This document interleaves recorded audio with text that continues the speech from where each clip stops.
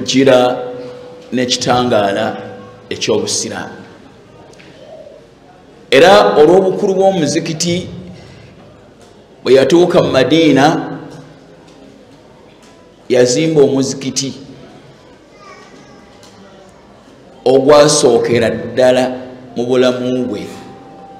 Allah gwagamba nti la masjidun ussisa ala taqwa fi awwal yawmin ahaqqu an taquma fihi, omuzikiti ogwazimbwa nga guzimbiddwa lwakutya Allah subhanahu wa ta'ala, ahaqqun an taquma fihi, oteekeddwa okuyimiriramu.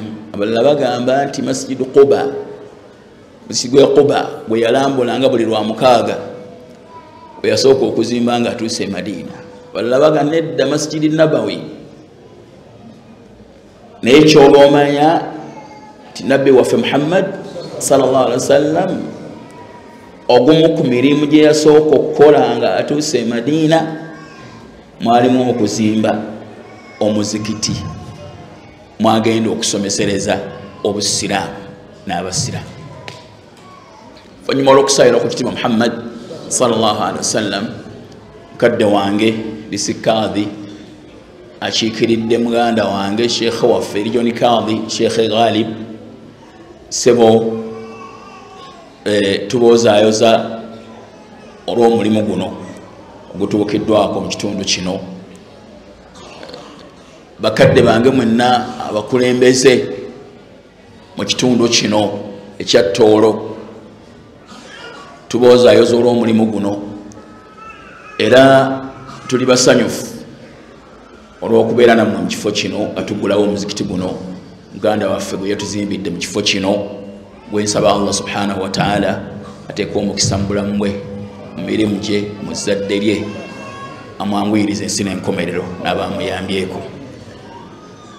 Bannaffe abali wabweru awo, abakulembeze bonna be batumenyedde mu disitulikiti eno, tuli basanyufu okubeera naffe mu kifo kino ekigendererwamu okutereeza empisa z'abantu n'okufuula abantu balamu, abantu be bategeera Katonda, ab'amateeka, abafuga eggwanga.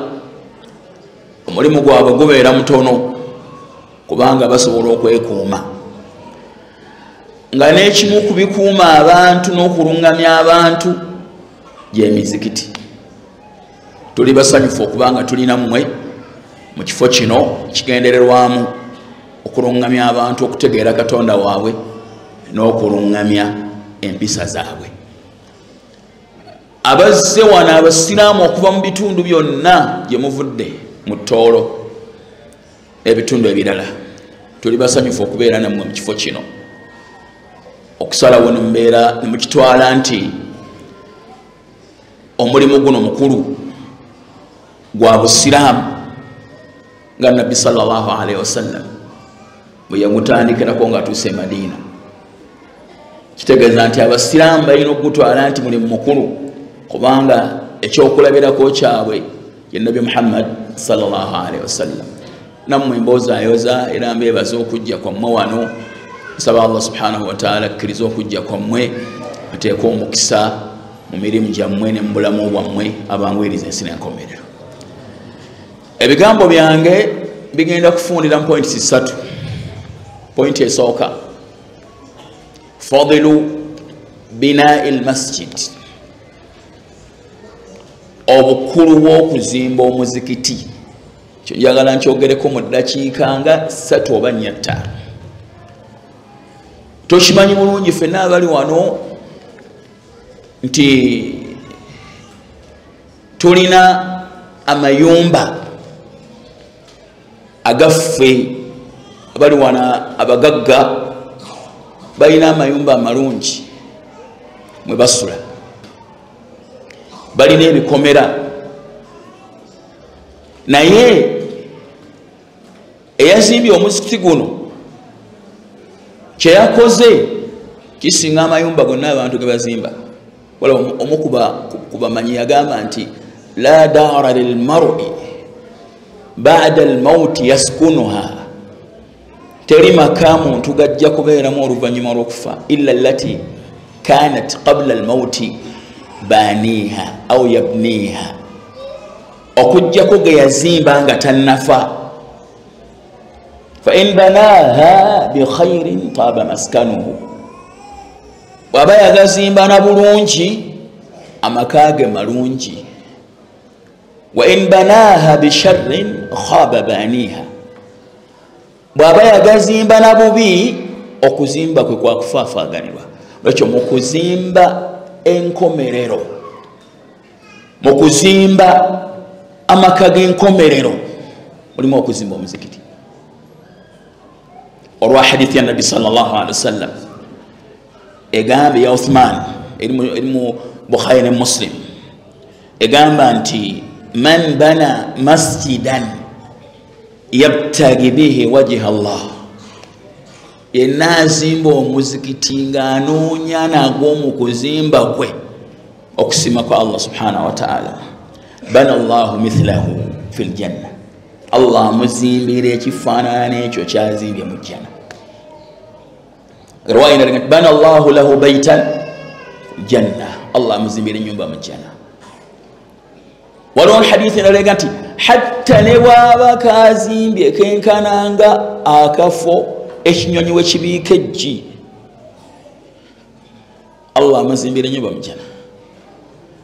n'olwekyo eyazimbye omuzikiti guno na bonna abazimba emizikiti mbozaayoza ne mbagamba nti olwaleero okuzimba nnyumba enkya kuyingira nnyumba. olwaleero okuzimba nnyumba eno ey'omuzikiti guno enkya kuyingira nnyumba egenda okuwanyisibwa mu kino olunaku lw'enkya nga tumaze okuva mu bulamu buno, oba ekiseera ekitono oba ekiyita mu lujja. era teri muntu kyasigaza mabega oluvannyuma lw'okufa kwe okuggyako omulimu ogufaanananga guno. agamba omubaka Muhammad sallallahu alaihi wasallam hadithi ya Abu Huraira, idha mata al-insan inqata'a amaluhu, omuntu bw'afa emirimu gye gyonna gikutukawo illa min thalathin aw illa min thalathatin, okuggyako ebintu bisatu. illa min sadaqatin jariyatin, okuggyako saddaaka ekulukuta, wasima oluzzi abantu banywamu amazzi wafa omulimu ogusigala gukugoberera. wazimba essomero abaana basoma, wazimba omuzikiti abantu basaala, kyekimu ku ebyo. aw ilmin yuntafau bihi, oba irimu eyeegasibwa nayo gye yaleka gye yasomesa emugoberera. aw waladin salihin yad'u lahu, oba omwana omulongoofu amusabira. lwekyo omulimu guno munene. nabadde njogera ennaku zino nga maliriza ku nsonga eyo mu muzikiti ogumu, ne ŋŋamba jangu mutabani wange, olina emyaka emeka? 14. ne ŋŋamba kituufu, yimirira. ne ŋŋamba nti mu 2007 abasinga abali wano tetugenda kubeerawo mu kyasa kino kyennyini. bw'oba olina emyaka 4 ebula emyaka 10, bw'oba olina emyaka 5 ebula emyaka 45, kitegeeza ojja kuba olina emyaka 95. tekisoboka. bwe kiba kisobose ogenda kuba tokyalina makulu mu bulamu buno obwensi. bw'oba olina emyaka 4 kiba kitegeeza ogenda kuba olina emyaka 85. tekisoboka. kizibu okuwangala 85 ne bonaaba okiwangadde ogenda kubeera munafu. ono omwana alina emyaka 14 bw'ogigatta ku myaka 45 egibulayo agenda kuba alina emyaka 69 basajja 59 be basajja abakulu mu kiseera ekyo abali abatwogerako ffe. Kitegeeza ki ekyo? Kitegeeza butono bwa bulamu buno. Qad wallat ad-dunya mudbiratan, buli lukya butukuba amabega. Wal akhiratu asra'at muqbilatan, komerero yanguwako okutolekera buli lukya. Walikulli wahidi minhuma banun, buli kimu ensi n'enkomerero birina abantu baabyo. Waliwo abantu ng'amagezi gaabwe gonna, bannabyabufuzi bw'oyinza okusinga okutegeeza kino, batera okulaganyisa bbiri bwegiti mundabiranga ddala, tebalina puroguramu yakusinkana Katonda. Naye abamanyi nti eri okusinkana Katonda, mu puroguramu zaabwe mulimu okunoonya okutegeera Katonda. Walikulli wahidi minhuma banun, ensi erina abantu baayo n'enkomerero erina abantu baayo. Kyabagamba sahaba Ali radiyallahu anhu, fala takunu min abnai dunya, tembeera mu bantu amagezi gaabwe agalobera ku nsi n'ebirowoozo byabwe, bakibalowoozaako kyokka, ne batta abantu, ne babba, ne balyazaamaanya, ne bafera, babeere bulungi mu nsi, tebafaayo. Wakunu, ne baloga, ne basamira. Wakunu min abnai al-akhirah, mbeere mu bantu abanoonya enkomerero. Fa inna al-yawma amalun bila hisabin, olwaleero okukola nga tewaliwo okubalibwa. Wa ghada hisabun bila amali, enkya kubalibwa teriyo okukola. N'olwekyo olwaleero kuzimba nnyumba, enkya kuyingira nnyumba. Olwaleero kulima, enkya kukungula. Eyakoze kino ojja kiraba olunaku lw'enkya nga bakakugjamu omwoyo. Mwoyo gwakavaamu ojja kiraba, omanye n'obukulu bwakyo. Wegomba okubanga wazimba ensi yonna emizikiti, genda kwegomba. Nsonga yo ngimaliriza. Nsonga yokubiri ya kibuuzo, kaifa takunu imaratu lmasjid? Kaifa takunu imaratu lmasjid, omuzikiti guzimbwa gutya? Waliwo binau lmasjid alhissiya, waliwo okuzimba emizikiti okulabwako.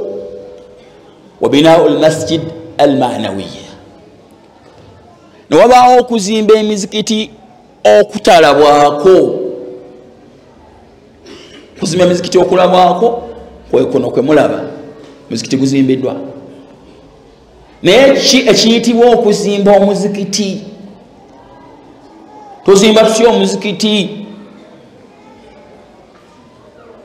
Agamba Allah subhanahu wa ta'ala mutabano nga aya zasomye, agamba nti innama ya'muru masajid Allah man amana billah, mazima abalina obuvunanyizibwa ku kuzimba emizikiti gya Allah ebakkiriza Allah. Kitegeeza nti okuzimba emizikiti kutandikira ku kubeera abakkiriza abatuufu, abakkiriza Katonda mu nzikiriza entuufu. Era okuzimba emizikiti kulimu okukolera mu mizikiti egyo ebiteekeddwa okukolerwamu. Man amana billah, innama ya'muru masajid Allah man amana billah wal yawmil akhir. Azma abateekeddwa okuzimba emizikiti, kyategeeza wano mu kuzimba okusinza, okuyimirizaawo okusinza mu mizikiti egyo be bakkiriza Allah subhanahu wa ta'ala n'olunaku lw'enkomerero. Wa aqama as-salah, ne bakola batya la ntandikidde maaso ayenga nti ma kana lilmushrikina an ya'muru masajid Allah tekisaanira ku bantu abagattako Allah ebintu ebirala okuzimba emizikiti gya Allah subhanahu wa ta'ala bimaana okusinziza mu mizikiti n'okukoleramu ibaada zonna ezikolerwamu kitegeeza nti abagenda okuzimba emizikiti bateekeddwa okuba bo bennyini nga tebalina shiriki kubanga abashiriki tebalina ibaada gye bakola Katonda n'agikkiriza nolwekyo okuzimba emizikiti kuno okuli maanawi kutegeerwa tebasobola kuyimirizaawo lwansonga tebalina bisaanyizo byaki byako ma kana lilmushrikina an ya'muru masajid Allah kiraga nti shahidina ala anfusihim bilkufr bo bennyini beekakasaako nti si bakkiriza bazimba batya emizikiti ulaika habitat a'maluhum abo emirimu gyabwe gyasazibwamu wa fi nnaari hum khalidun naye muliro bagenda kubeera mu lubeerera so Tawba 17 aye muvaamu ebintu bisatu mulimu okulaga nti azimba omuzikiti kyalina okutandikirako okuzimba yenzikiriza ye tekigasa tekirina makulu okuzimba emizikiti nga bwozimba n'amasabu tekirina makulu ekyokubiri emizikiti gizimbwa na kugisinzizaamu Katonda okugisaaliramu okugisomeserezaamu Katonda byayagala obusiraamu okusomesezaamu Qur'an okutendereza Allah subhanahu wa ta'ala byonna bibeera mu mizikiti ekyokusatu abantu bonna abakola ibaada kazibeere zifaanagana ng'eno ey'okuzimba omuzikiti ibaada ezo tezirina makulu nga sheekh byatugambye mu khutuba ebbanga libamala ng'enzikiriza yaabwe erimu ebituli ntegerekesa bulungi kifaanagananga kambawo ekyokulabirako waliwo ekigambo baseeka kibakozesa sheekh doktor baga nti attakhliyatu qabla attahliya attakhliyatu qabla attahliya tinga tonnaba kwesiiga bizigo oteekeddwa okusooka okunaaba tosobola kwesiiga bizigo n'obalibwa nti otukudde ng'ate olina ekko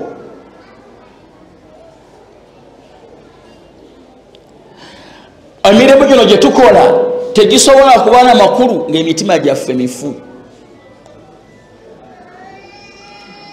naam bwe lwe tuzimbira emirimu emirungi egifaanananga guno ku nzikiriza enkyamu gifaanagana ng'omuntu okwesiiga ebizigo nga mukyafu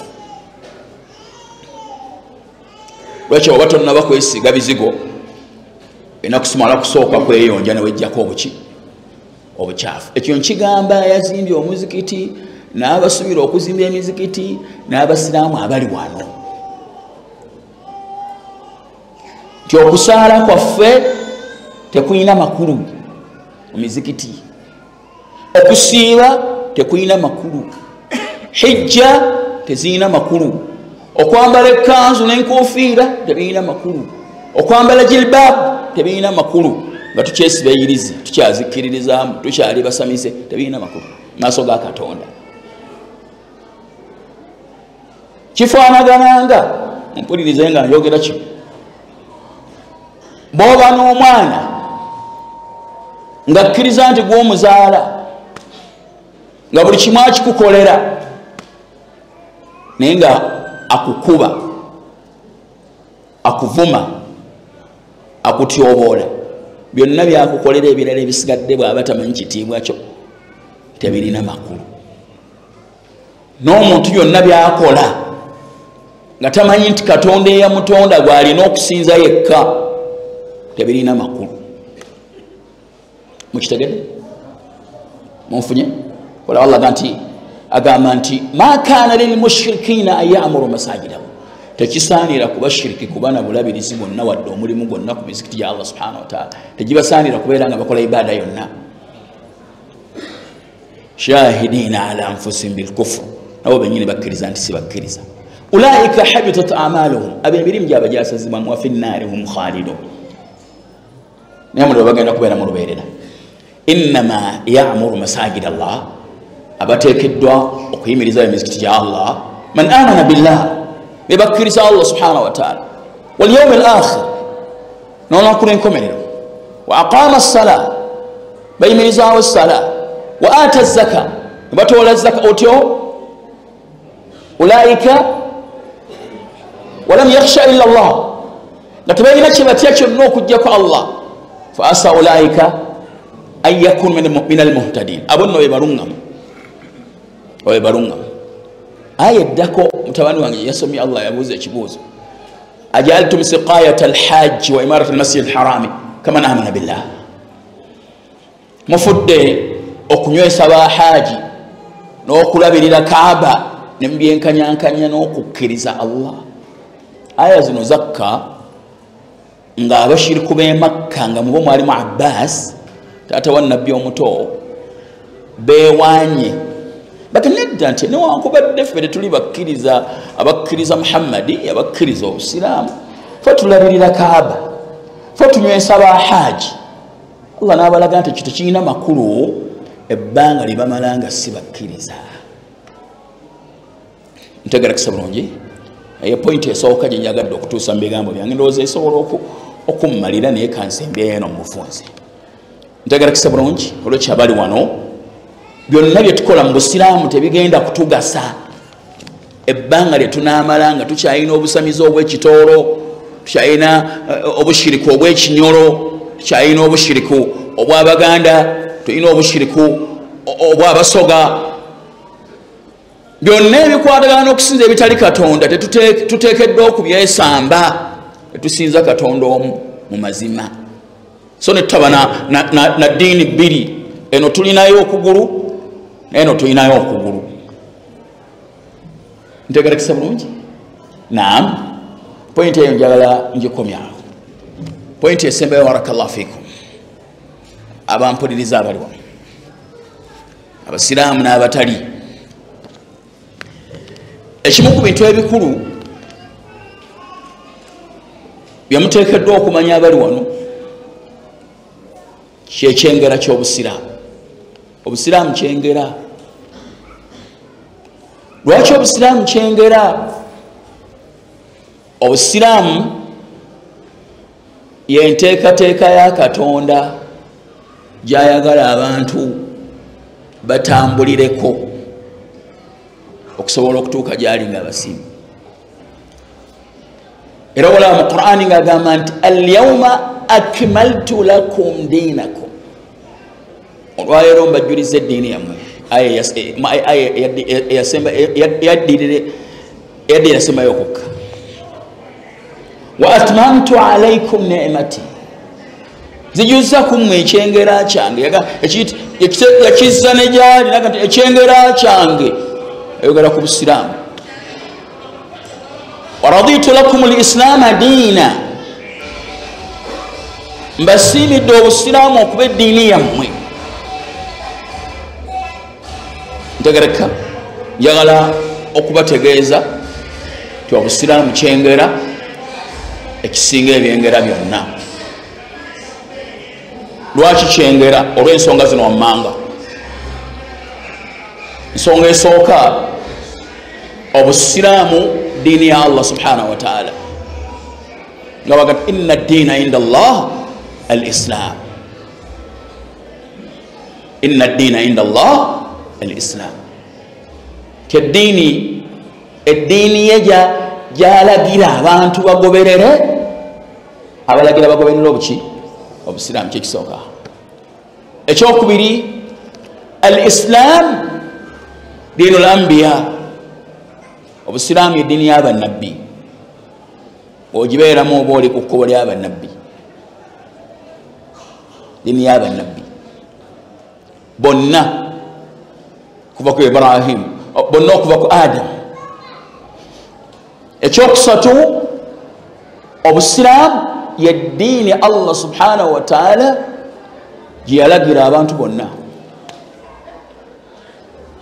eyo n'ebitendo biri ku busiraamu njagala mpumbewumbe na bino muwulirize aya zino mu Qur'an.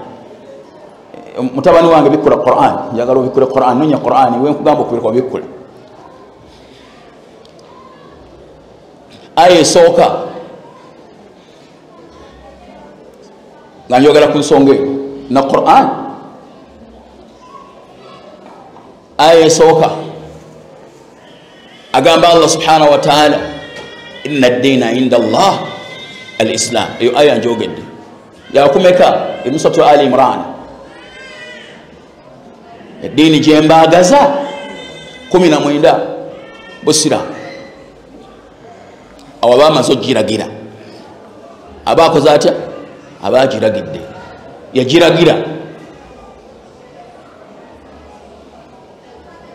Aya eyokubiri naye musatu Ali Imran waman yabtaghi ghayra al-islami diina falan yuqbala minhu wahuwa fi al-akhirati min al-khasirin. Ananoonyayo ekirala ng'ayagala okujja gyendi nakyo nga si busiraamu buno sigenda kikkiriza era agenda kubeera mu kufaafa agenda bakuno ku lwenkomero. Aya eri mu ssuula ki? Ali Imran yakomeka aya 45. Aya endala egamba nti man arada Allahu an yahdiyahu, ndowooza bwe tubetandika, yashrah sadrahu lil-islam waman yuridi Allahu an yahdiyahu yashrah sadrahu lil-islam waman yuridi Allahu an yahdiyahu yashrah sadrahu lil-islam. Ebagita jawabu sharti. Yenna Allah gwaba ayagadde okulungamya yashrah sadrahu lil-islam, ayanjuluza ekifuba kye eri obusiraamu. waman yurid an yudillahu yaj'al sadrahu dayiqan kaannahu yas'adu fi ssama, afuula ekifuba kye kifunda ng'alinganga alinnya waggulu. Aye erimu ekyamagero nti Qur'an eraga ti omuntu bw'aba alinnya waggulu oxygen ayongera okukendeera. Kaannahu yas'adu ila ssama, ekikola kinyini yas'adu nakyo kyennyini kiwa amakulu ago. Gw'atayagalizza bulungamu yaj'al sadrahu dayiqan, kifuba kyakifuula ekifunda n'atakyanjuluza kubeera nga kikkiriza obusiraamu, kibeera kyanjulukufu eri obusiraamu, n'afaanana ng'omuntu alinnya waggulu. Akola ki? Ayambuka waggulu. Ayambuka waggulu gyakoma okwambuka oxygen gyakola ki? Gyakoma okukendeera. Qur'ani kyamagero kya Qur'ani abavumbuzi bakivumbula nti gyokoma okubeera ng'oyambuka waggulu oxygen akola ki? Akendeera. Lwekyo obusiraamu lyekkubo ly'obulungamu. Era Allah subhanahu wa ta'ala buli lwayanjuluza ekifuba kye eri obusiraamu aba akwagaliza obulungamu. Buli lwatakyanjuluza gye buli gibeera mitawaana. Mu aya endala emisatu An-Nur afaman sharaha Allahu sadrahu, isome emisatu Zumara itandika etya Sheikh wali mpadde Qur'an namusoma gireeta wano ndabe, leeta bikula aya ndabe, njagala njesomereko. Eta mwana wange nayo gikootinga ya Ali Imran ya An'am bagikootinze. Eno egamba bweti afaman sharaha Allahu sadrahu lil-islam fahuwa ala nuri min rabbi. Yenna Allah bw'ayanjuluza ekifuba kye eri obusiraamu abeera mu kitangaala ekiva eri Katonda we. Abaffe afaanana ng'oyo bw'atayanjuluza kifuba kye eri busiraamu, bw'atayanjuluza kifuba kye eri busiraamu asobola okufuna ekitangaala. waman lam yaj'al Allahu lahu nuran fama lahu min nur. Allah gw'atateereddewo kitangaala tasobola kufuna kitangaala. Busiraamu Allah buyita kitangaala. Hatta Imam Ibn Kathir rahmatullahi alayhi buli ayogera ku aya egamba nti yuriduna liyutfiu nura allahi biafwahihim waliwo abaagala okuzikiza ekitangaala kya allah n'emimwa gyabwe wayaba llahu illa an yutimma nura allah yagamba nti nedda ekitangaala kye kijja kutuuka wonna wayagala kituuke yagamba ibn kathir rahmatullahi alaih ti abantu bonna abalaba nti obusiraamu tebulina kubaawo bafaanagana ng'omuntu afuuwa ekitangaala ky'enjuba yagala mufune ekifaananyi singa omuntu atuula n'atandika okufuuwa ekitangaala ky'enjuba bamuga nti okola ki yagala nzikiza njuba okola ki nzikiza njuba okola ki nzikiza kitangaala kya njuba kino ekitangaala kisinga ekyenjuba tekisobola kuzikira olaba olwaleero tuli toolo ng'obusiraamu bwatandikira mu Buganda ogenda okukakkana nga tuli 40 abantu bonna abasiraamu bakuŋŋaanye abazinyira omuzikiti guno kitangaala kya allah subhanahu wataala yakitambuza n'akituusa wonna wayagala kituuke ntegerekesa bulungi maliriza n'ebintu bibiri obusiraamu buno bwenjogerako kyeki kye bayita obusiraamu ma huwa lislam obusiraamu kyeki obusiraamu kitegeeza ebintu bisatu obusiraamu kitegeeza ebintu bisatu ekisooka al islaamu huwa al istislaamu lillahi bitawhid obusiraamu kitegeeza okwewaayo eri katonda wenna n'omwoyo gwo n'omusinza yekka bw'ati nga tolinayo kirala kyonna kitaliye kitegeeza okusinza katonda omu n'omwoyo gwo gwonna n'obulamu bwo bwonna kikisooka bw'oba tokirina ne bw'oyambala ekkanzu n'onyuma ne bw'oyambala enkofiira n'onyuma ne bw'oyambala jilbaabu ekikaayo omukyala n'onyuma obeera omala biseera ng'asunguwala ekiro ntegereka kuba kuyiwa amazzi mu kisero oyiwa amazzi bwe gayiika ekyokubiri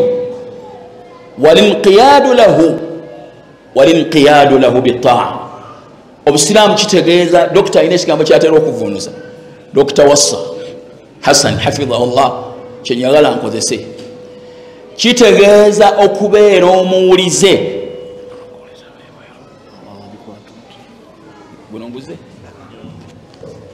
kitegeeza okubeera omuwulize eri katonda omugonvu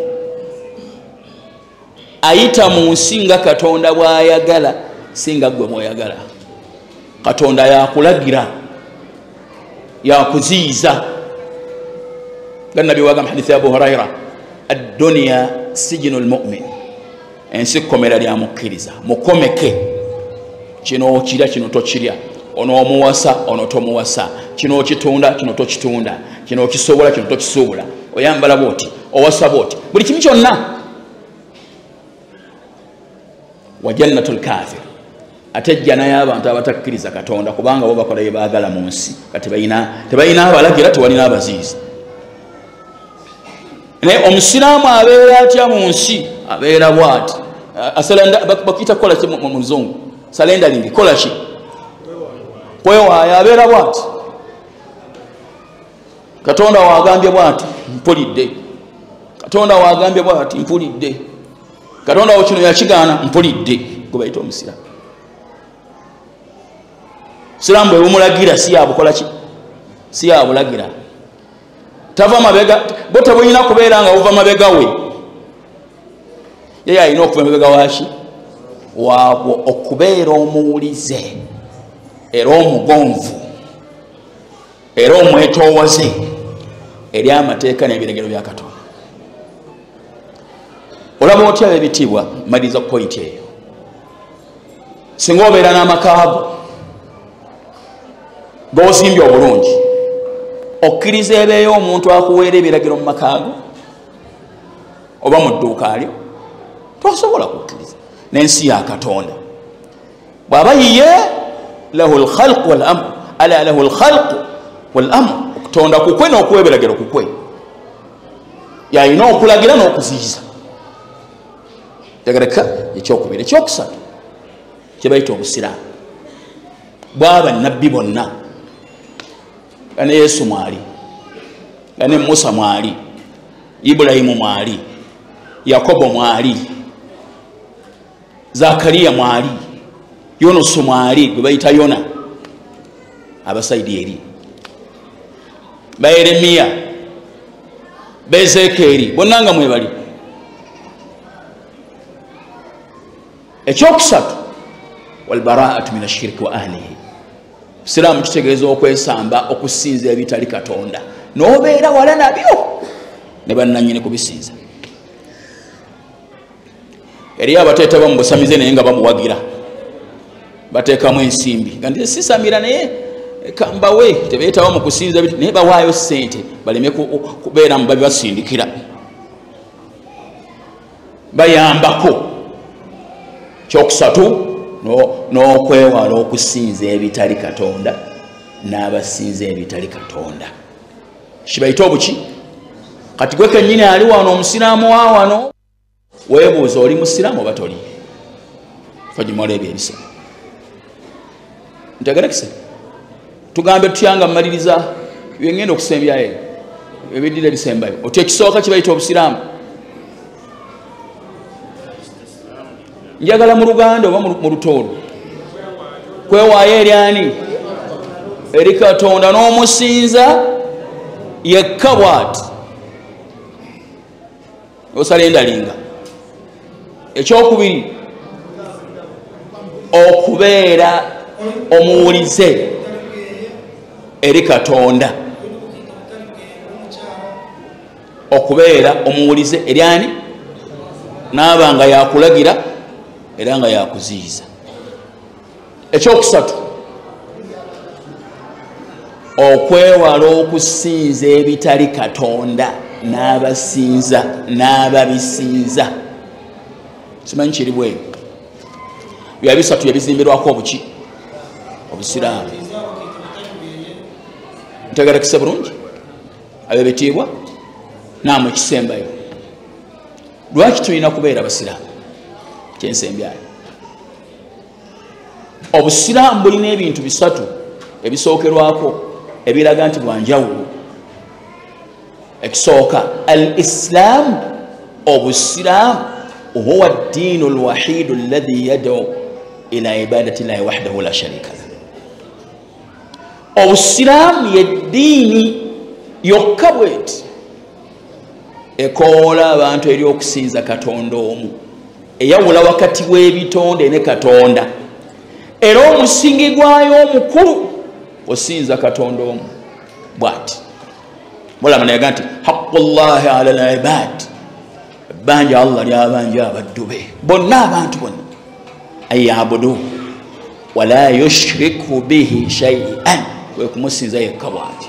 Nabeera nga aweebwa ekitiibwa yekka, yavunamirwa, gwe tusaba, gwe twesiga, yatebenkedde mu bifuba byaffe. Tetulinayo kirala. Tetusinza bannabbi, tetusinza abamalayika, tetusinza abalongoofu, tetusinza abatuukirivu, tusinza Katonda omu. Ekyo kino ekyokubiri, al-Islaamu huwa ad-diinu al-wahiidu alladhi yufarriqu bayna al-khaliq wal-makhluq. Obusiraamu yeddiini eyawula wakati w'omutonzi n'ebitonde. Ekola etya? W'omuki? Teddira kikolerwa Katonda n'ekiwa ekitonde. Ebitonde bitonde ne Katonda Katonda. Ekitonde nabe kibeera kirina ekitiibwa ekyenkanawa, ekyenkanankana na mutonzi.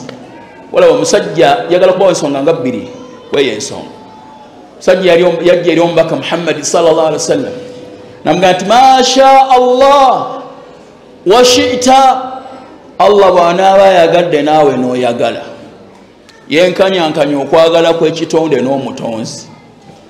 Ng'okwagala kw'ekitonde nga ye Nabbi Muhammad sallam tekusobola kulemesa kwagala kwa mutonzi. Kyava Nabbi amugamba nti aj'altani llahi nidda, nange ongasseko Allah olaba nenkanankana n'omutonzi qul ma sha Allah wahda gamba nti Allah yekaba n'aba yagadde tongatta na mutonzi musajja omu najja n'agamba nti Allahumma inni atubu ilaik wala atubu ila Muhammadin ay Allah mazima nze nenenyeza gy'oli seenenyeza wa Muhammadi nagati arafa alhaqqa alahlihi kyakoze akikoledde nnyini kyo yenenyeza eri ya mutonda nga n'ekyo kikolerwa Katonda yekka nabbi nga yayogera ekyokusatu omusajja najja omubaka yali kabaga akamu nga obuwala obuto bukuba obutaali buyimba n'okuyimba buwaana abantu abafiira e Badiri kawala nikaga nti wafiina nabiyun ya'lamu ma fi ghadin muffe mulimu nabbi amanyi ebinaabaawo enkya wafiina nabiyun ya'lamu ma fi ghadin muffe mulimu nabbi amanyi n'ebinaabaawo enkya nabbi nakaga nti komaawo kubanga ekitonde tekisobola kumanya binaabaawo nkya oleka Katonda akimanyisiza komaawo togamba nti mulimu nabbi amanyi ebinaabaawo enkya amanyi ebinaabaawo enkya ye Katonda yamanyisa nabbi ebinaabaawo enkya omusajja najja n'alayira Kaaba wali ibn Umar nagati wal Kaaba ndayidde Kaaba nagati wailak la tafal tochikola olayira otya Kaaba kuba Kaaba kitonde nyumba yazimba olw'okusinza Katonda so okusinza yo falyabudu rabba hadha albayt basinze nannyini nyumba so se nyumba fa inni sami'tu rasulallahi sallallahu alayhi wa sallam yaqul nawuli mbaka Muhammad sallallahu alayhi wa sallam anga agamba man halafa bighayri Allah faqad kafara wa ashraka layira kitali Allah subhanahu wa ta'ala baka afudu baba gasako Allah n'okulere tulayira kitonde tolayira nabi Muhammad tolayira nabi Isa tolayira kitaawo tolayira kubanga okulayira kusinza kitiibwa ekikolerwani ekiweebwa omutonzi tolayira kitonde kyonna ekyo obusiraamu ddiini eyawula wakati wa Katonda n'ebitonde etagatta wakati wa mutonzi na biki na bitonde ntegera kise kyokusatu ekisembayo al-Islam obusiraamu huwa ad-diinu al-wahiid ya ddiini yokka alladhi yu'azzimu Allah haqqa ta'zimihi essama Allah ekitiibwa obutuufu bw'okukimusa wala mu Qur'an Allah yagamba nga yera kubashira wama qadaru Allah haqqa qadrihi ay ma'azzamu haqqa ta'zimi abashiriku abasinza obuti abasinza amayinja abasinza ensozi abasinza bannabbi tebassa mu Katonda kitiibwa lwaki Katonda yabatonda yenkanankana atya n'obuti yenkanankana atya n'amayinja olaba yagamba mu ayemu ulaika alladhina yad'un yabtaghuna ila rabbihim alwasila ayyuhum aqrabu wa yarjuna rahmatahu wa yakhafuna adhab tibe basinza nabyo bisinzanga bwe basinza yabakola ki aya yakka ku bantu abasinza bannabbi n'abalongoofu Katonda abagamba bye musinza bitonde nga mmwe bisinzanga bwe musinza bisubira okusaasira kwa Katonda bitya ebibonerezo bye mubisinza mutya inna alladhina tad'una min duni llahi ibadun amthalukum bye musaba ebitali Katonda bitonde nga mmwe muyinza mutya okusinza ebitonde nga mmwe okyo mukuwa Katonda ekitiibwa mulimu okumanya nti okusinza kwonna kudena kukolerwa ye n'ekitiibwa kyonna ekisembayo kirina kuweebwa ye n'okugulumiza kwonna okusembayo kulina kubeera nga kuweebwa ye tateekeddwa kutabikibwa na bitonde bolaba agamba nga ino aya esembayo mumalirize naye ogikootinga mutabani wange ogibabulire eri musuratul Isra agamba Allah subhanahu wa ta'ala waqul alhamdulillahi alladhi lam yattakhidh waladan bagambe nti amatenda amajjuvu ga Katonda eyatonda eggulu n'ensi ateeteerangawo omwana Katonda okuba n'omwana kitegeeza nti alina obwetaavu ki bw'alina yeetaaga abasika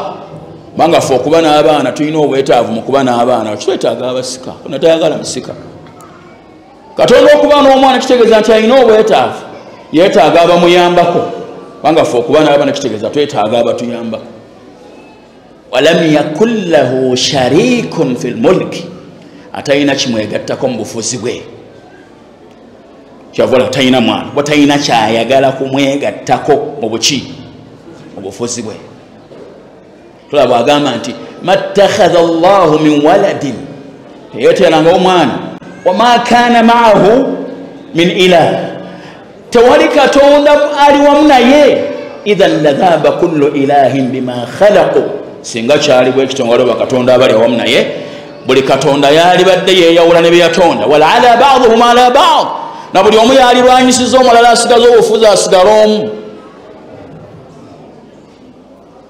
ofuna walam yakun lahu sharikun fil mulki tayina kimwegattako mu bufuzi we walam yakun lahu waliyyun min adh-dhulm tayina bwafuula mukwano gwe olw'okwagala okwemanyisa naye awo n'obunyomoofu abantu omuntu bw'abeera nga wa wansi ne famire gyavaamu enyoomebwa bw'aba ayagala abantu okumumanya akozesa abantu ab'ebitiibwa okubeera nga yemanyisa nabo waliwo omusajja omu yabeeranga mu kibuga omumannya ngeerabidde ono amumanyi yali amanyinya abagagga bamuzika bukoma nsimbi bamuyitanga Kayongo yali musajja mumpi wati omumanyi yanyumyanga ku bagagga omugagga BMK omugagga gundi nga abakunyumiriza omanye nti wamaanyi amanyi n'abagagga nze wa president sikonkona oli abayagala kumanyisa kyali Katonda talina gwe yemanyisa naye nti omumanye wabula ekitiibwa kye kyanjawulo walam yakun lahu waliyyun min adh-dhulm wakabbirhu takbira kyava agamba nabbi we wakabbirhu takbira ay azimuhu ta'ziman tamma musemu ekitiibwa ekisembayo wadhalika biibadatihi wahdahu la sharika la wasinza yekka wovunamira yekka ng'osaba yekka nga weesiga yekka subira mu yekka gw'otya okutya okusembayo tolina kirala kyonna okujjako ebyo byonna bituukibwako oluvannyuma lw'okutegeera obusiraamu mu ntegeera entuufu bwe buti obusiraamu bwebufaanana mikwano gyaffe abalinaffe wano mutusonyiwe nga musajja abadde agamba ki abantu abasinga ababeereyo tamanyi busiraamu kyeki nensalawo njogere gye muli n'eri abasiraamu bano nga mbalaga ekifaananyi ky'obusiraamu obutuufu ekizibu si busiraamu wabula ekizibu basiraamu tolamulira ebikolwa by'abasiraamu tolamula obusiraamu obulamulira ku bikolwa by'abaki obusiraamu obujjuvu obusiraamu temulina nsobi obusiraamu nteekateeka ya Katonda naye abasiraamu basobola okuba n'ensobi kubanga abantu olw'obutategeera busiraamu mu ntegeera entuufu ebigambo byange barakallahu fiikum wa jazakumullahu khairan saba Allah subhanahu wa ta'ala nga seni bembabuulidde nammwe abagase nabyo tunywereze ku busiraamu bwannamaddala era abututtireko neebaza abakulembeze be tuli nabo nziramu okubeebaza ne gavumenti ya Uganda okubeera nga abantu balina eddembe okubeera nga basinza Katonda waabwe nga bw'otulaba wano bazimba emizikiti gyabwe basaala nga bwe basaala njebaza saba Allah subhanahu wa ta'ala abalungamye era abawa okumumanya n'okumutegeera n'eggwanga lyaffe alikuume nga lirimu emirembe era awa abantu abalirimu okumutegeera n'okumumanya era twanguyiriza okutugenda okumusinkana twanguyiriza okutuuka gyali nga tulimu abo abaajemulukira amateeka gera abakkiriza nti la ilaha illallah muhammadu rasulullah saba Allah nga era mmaliriza awa omukisa muganda waffe na bonna abamuyambyeko eyazimbye ekifo kino amuwa omukisa muziddere mu maali emirimu gye na bonna abazze wano nga sheekh byasaye mu khutba kukugulawo omuzikiti guno Allah abateera omukisa mu bulamu bwabwe n'emirimu gyabwe abawe enkomerero ennungi jazakumullahu khaira baraka fikum wa assalamu alaikum wa rahmatullahi wa barakatuh